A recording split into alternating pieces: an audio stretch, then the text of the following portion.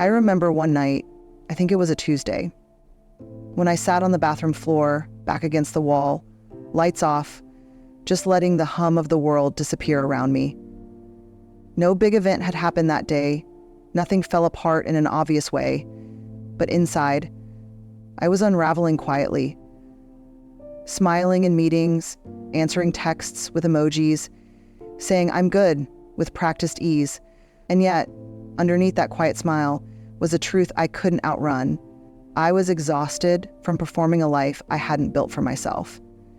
And if you've ever felt that too, like you're living out someone else's expectations, like you're growing in all the wrong directions, then this is for you.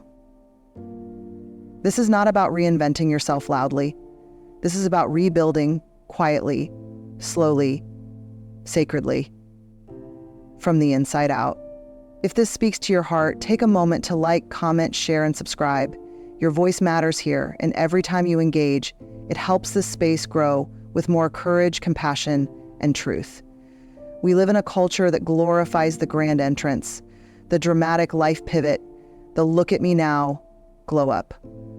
But most of the real, honest becoming doesn't happen with fanfare. It happens quietly, invisibly, in the places no one claps for and no one sees. Sometimes growth starts not with a leap, but with a whisper. A faint, aching knowing in your gut that says something has to change, even if I don't know exactly what or how. It might look like waking up one morning and realizing you don't want to live on autopilot anymore. You're tired of feeling numb. You're tired of playing roles. You're tired of chasing everyone else's definition of success while your soul is over in the corner, neglected and starved. You look around and everything seems fine. From the outside, it even looks good. But inside, there's this quiet discomfort, like your spirit is pressing against the edges of a life that's too small for who you're becoming. And it's in that moment, the soft, sacred moment where no one is watching, that something real begins. You don't need to announce it. You don't need a perfect plan. You just need to begin small. Humble beginnings are not a sign of weakness. They are evidence of your courage. Because it takes real strength to begin again without an audience. To rebuild without needing applause. I've learned that the strongest people aren't the loudest. They're not always the ones posting motivational quotes or sharing their latest transformation online. Sometimes, the strongest person in the room is the one who got out of bed this morning when it would have been easier not to. The one who made a different choice, a kinder one, a braver one, even when no one else noticed. That kind of growth is sacred. Think of it like this. A tree doesn't burst out of the ground in a day. It begins as a seed buried in darkness. And for a long time, all of its growth happens underground, quietly, invisibly, but that doesn't mean it's not real. In fact, the roots are the most important part. The part that makes everything else possible. And you're growing roots right now by choosing honesty, by choosing intention, by choosing to do things differently, even if it's only by one tiny degree. You don't have to overhaul your life overnight. That's not sustainable. And it's not fair to your nervous system. You have a say-so in how things play out. You have a voice in how you inspire.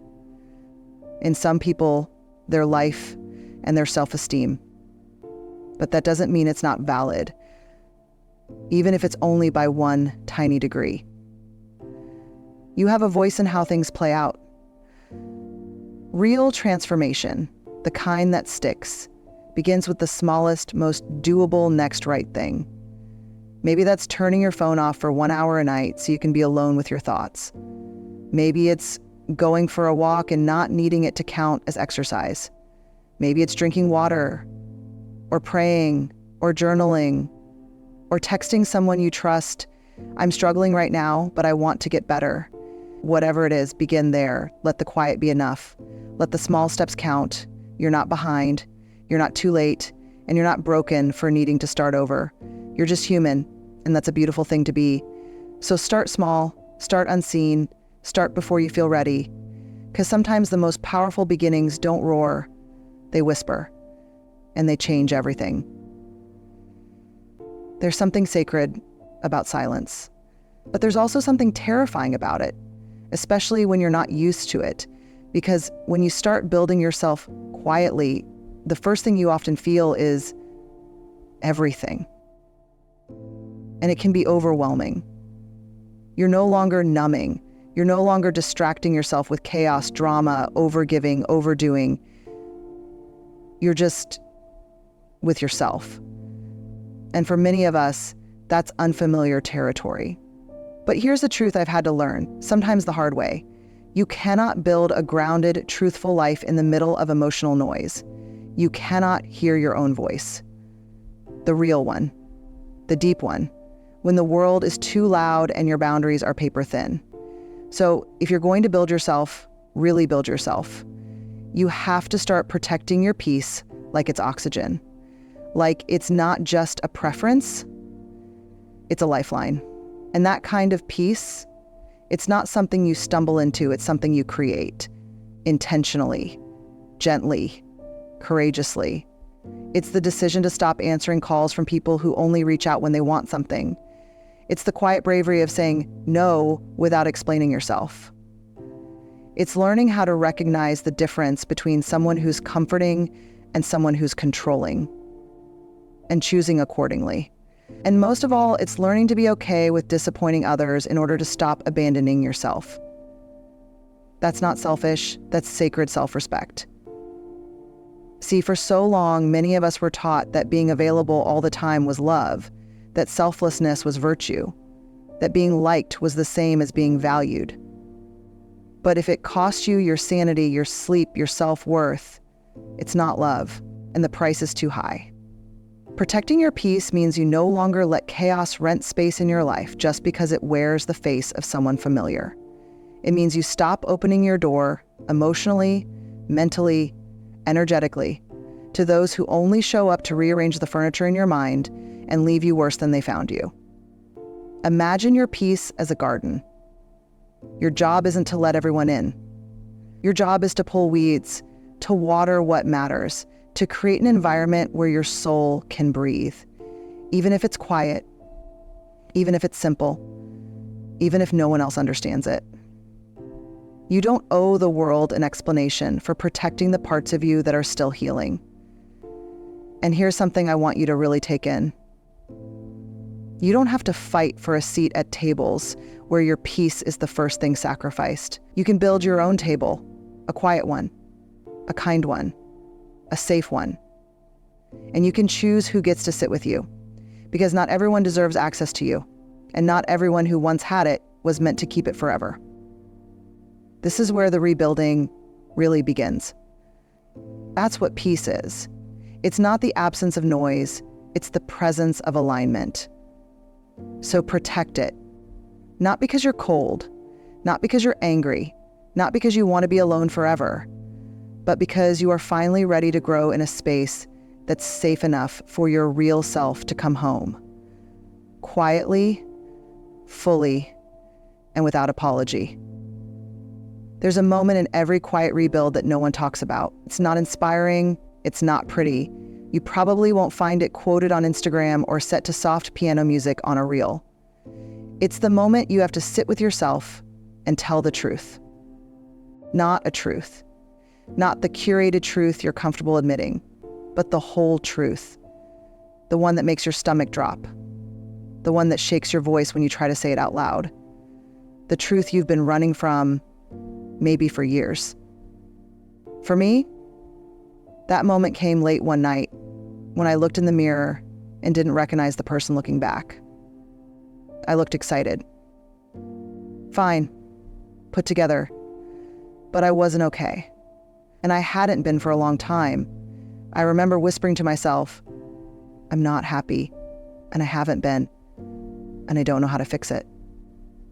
It was the most honest thing I'd said in months, and it broke something open in me, something sacred. Because the thing is, we can't heal what we won't name, and we cannot build a life of emotional integrity on top of half-truths and old survival stories. Not sustainably. You can't lie to yourself and expect to feel whole, and yet we all do it sometimes. We minimize what hurt us. We convince ourselves we're fine because admitting the truth feels like too much. We bury old grief, tell ourselves we've moved on, when really, we've just built a life around the ache and called it strength. But here's the deeper truth. Strength isn't silence. Strength is honesty. Even when it's messy. Even when it's terrifying. And real self-building starts when you stop hiding from your own story. That means being able to say, I stayed in that relationship longer than I should have because I was afraid of being alone. Or, I've been performing success because I don't think I'm worthy without it. Or, I've been keeping busy so I don't have to sit with my grief. Those are hard truths, but they are also holy ones. Because they're real, and real is the only thing we can build something lasting from. So often we think the truth will destroy us, but what's actually destroying us is pretending. Pretending we're okay when we're breaking. Pretending we're strong when we're scared. Pretending we've healed when we've only hardened. Telling yourself the truth is not about judgment, it's about liberation. Because once you tell the truth, you can finally stop performing. You can finally stop holding your breath, trying to keep up with the version of yourself you think the world wants. And instead, you get to exhale. You get to soften. You get to begin again, not from perfection, but from authenticity. And yes, the truth might break your heart, but it will also set you free. It's like breaking the seal on a pressure cooker. Suddenly, all the pain you've been containing, all the stories you've been stuffing down, begin to release. And it's intense, but it's also healing, because now you're finally dealing with what's real. Not the mask, not the narrative, just you, raw, honest, and ready to build something rooted in actual truth, not illusion. And here's the most beautiful part. The moment you start telling the truth to yourself, you start attracting people who want the real you, not the filtered version. You start creating a life that fits you, not the one you were squeezing into out of fear or habit. So when the time comes, and it will, sit down with yourself. No distractions, no performances, just you and your truth. You don't have to fix it all in one night. You don't have to have the answers. You just have to tell the truth. That's where the rebuilding begins. That's where you begin. Once you start telling yourself the truth, something subtle but powerful begins to shift inside you. You begin to reclaim something you didn't even know you had lost. Your inner authority, that quiet, steady voice that says, I get to choose how my story unfolds now. But here's the part that no one really prepares you for. After the truth comes the tension. You're no longer who you used to be, but you're not quite who you're becoming yet. You're in the in-between, the hallway, the wilderness. It's uncomfortable. It's disorienting. Sometimes it's downright lonely. Because when you start honoring your truth, you will naturally outgrow certain people, patterns, places. Not because you're better than them, but because you're becoming braver than the version of you who used to need them to survive. It's like shedding a skin you wore for years. The old roles, the fixer, the pleaser, the perfectionist, the overachiever, they start to fall away. And what's left is this tender, honest, unfinished version of you who's trying to find a new way to live. And let me tell you, that version of you, that in-between version, they are sacred because they're not pretending anymore. They are building from truth, not trauma. But this space, this middle ground, it's not just a transition. It's a test. Can you hold your boundaries when it would be easier to people please? Can you walk away from what's familiar when it no longer fits? Can you sit in discomfort without rushing to numb it, fix it, or disguise it as something prettier? Growth is not glamorous. It's gritty, it's often invisible, and it demands an emotional courage that no one can see, but that you can feel every single day. It's the courage to say, I am no longer shrinking to fit spaces that can't hold me. The courage to stand in a room full of people and still choose yourself. The courage to stop performing for approval and start living in alignment. This is where your self-trust is born, not in a moment of achievement, but in the repeated decision to show up as you really are, even when it's scary, even when you shake, even when your voice wobbles. Because that's what self-worth sounds like. It's not always loud, but it is steady. It's the part of you that whispers, I don't have to hustle to be enough. I already am. When you start trusting yourself, really trusting yourself, something amazing happens. You begin to care less about being understood and more about being honest. You stop over-explaining. You stop apologizing for your healing. You stop negotiating your value in rooms that were never built to see you clearly. And in doing that, you start creating a life that actually fits. Not a life built on noise or image or expectations, but a life that feels like home inside your own skin. You'll notice your body relax in spaces that once made you tense.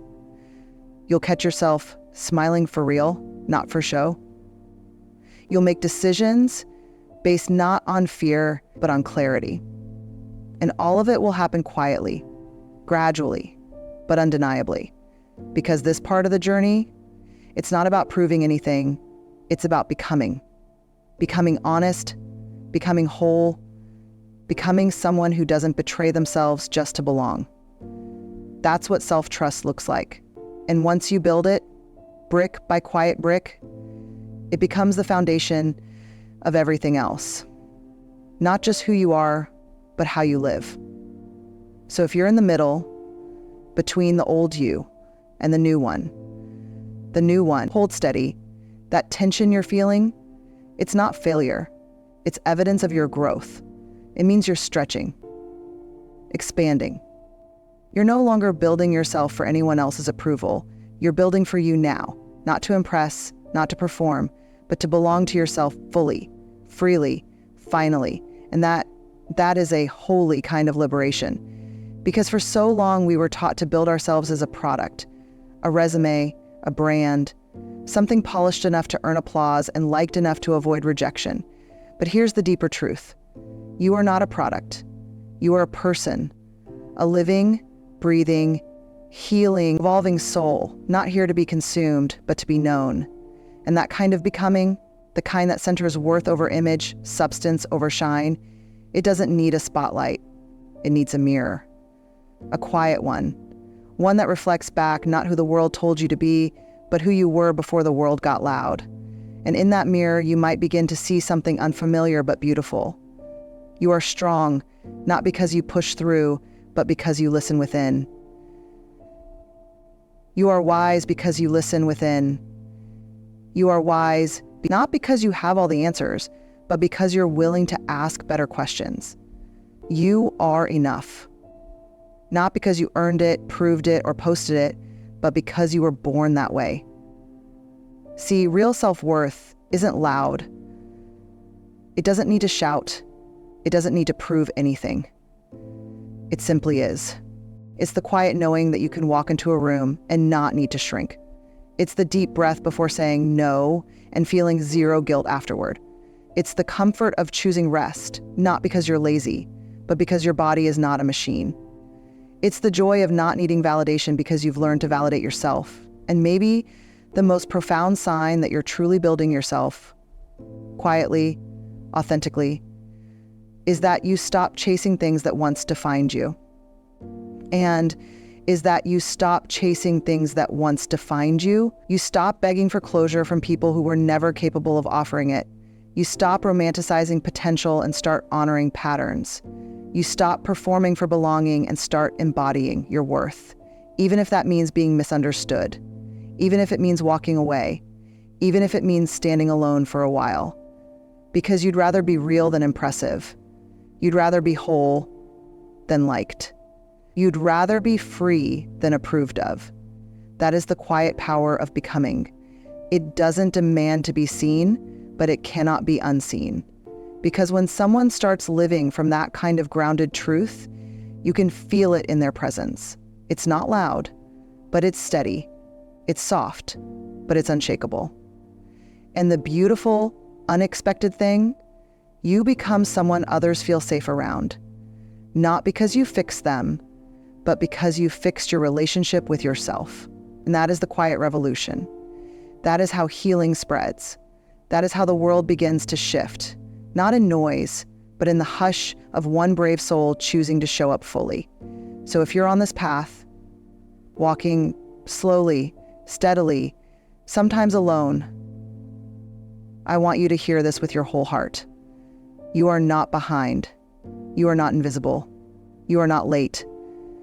You are just building something that lasts. And the best things, the most rooted, resilient, radiant things, they're always built slowly. They're always built gently. They're always built quietly, beneath the noise, behind the scenes, inside the heart. Keep going. No one may clap for this part of your journey, but one day you'll look around at your life, your honest, peace-filled, aligned life, and you'll know. You didn't just survive, you rebuilt. There is one more truth about building yourself quietly, and it's one of the most tender, most difficult, and most life-giving realizations of all. You don't have to rush. You don't have to rush your healing. You don't have to rush your progress. You don't have to rush your purpose, your voice, your clarity, your calling. You are allowed to unfold, slowly, naturally, like dawn, like seasons, like the tide. And I know that's hard, especially in a world that constantly screams faster, better, now, where you're told to have a 5-year plan by 25, your trauma process by Tuesday, your brand, your niche, your why, all figured out and monetized by the end of the month. But that's not growth. That's pressure. And pressure may produce diamonds, but it also breaks bones. Real growth, the kind that lasts, the kind that frees you instead of fragments you, it's slow, it's sacred, it's cyclical. Some seasons you'll feel inspired, awake, ready to take on the world. Other seasons you'll feel quiet, tired, unsure, reflective. Neither is wrong. Both are necessary. The stillness is not a sign that you're stuck. It's a sign that your roots are going deeper. Think of a tree. It doesn't bloom all year long. It sheds, it rests, it looks bare and lifeless in winter, but underneath the soil, it's preparing, stretching, strengthening, quietly becoming more of itself. So why do we demand that we stay in perpetual bloom? Why do we believe that if it's not visible, it's not valuable? You are allowed to grow slowly. You are allowed to heal gradually. You are allowed to be a work in progress without apology or shame. Because here's the real magic of building yourself quietly. You start learning how to be deeply present with who you are, not just obsessed with who you're trying to become. You begin to honor the version of you who's here now, not just hustle for the version of you who might show up someday. And that's real self-love. It's not just bubble baths and self-care routines. It's whispering to yourself in the dark, you're doing just fine. It's choosing gentleness over judgment. It's resisting the urge to compare your timeline to someone else's highlight reel. It's knowing that what's blooming for someone else right now doesn't mean you're behind. It just means they're in a different season. And maybe your season right now isn't for blooming, maybe it's for building trust. Or learning rest. Or reclaiming joy. Or unlearning shame that's just as holy. Because when you give yourself permission to move at the pace of grace instead of the pace of pressure, everything changes. You stop measuring your worth by your output. You stop forcing what's not ready. You stop asking, why am I not there yet? And start asking, what is this moment asking of me? And maybe, just maybe, the answer is rest. Maybe it's silence. Maybe it's stillness. Maybe it's mourning. Maybe it's laughter. Maybe it's simply being here without rushing to be anywhere else. Because becoming isn't a race, it's a return to yourself. The self you were before the noise, before the striving, before the pressure. And when you finally slow down enough to meet that self again, gently, honestly, quietly, you'll realize you've been becoming all along. Even in the mess, even in the waiting, even in the silence. And that is the softest, strongest truth I can leave you with. You are not broken. You are becoming. Not loudly, not perfectly, but truly. So give yourself permission to take your time, to build slowly, to honor your rhythm, to walk your path without rushing or forcing, because quiet growth is still growth, and soft becoming is still sacred. So here's my invitation to you. Build yourself quietly, not because you're hiding, but because you're honoring. Honor the small steps, the honest tears, the boundaries no one claps for, the courage it takes to choose peace over performance, alignment over approval, truth over comfort. You don't have to post about it. You don't have to prove it. Just build. Brick by brick, breath by breath, truth by truth. And when the world finally sees who you've become, they'll think it happened overnight, but you'll know the truth. You built yourself quietly, and that is the loudest kind of strength there is.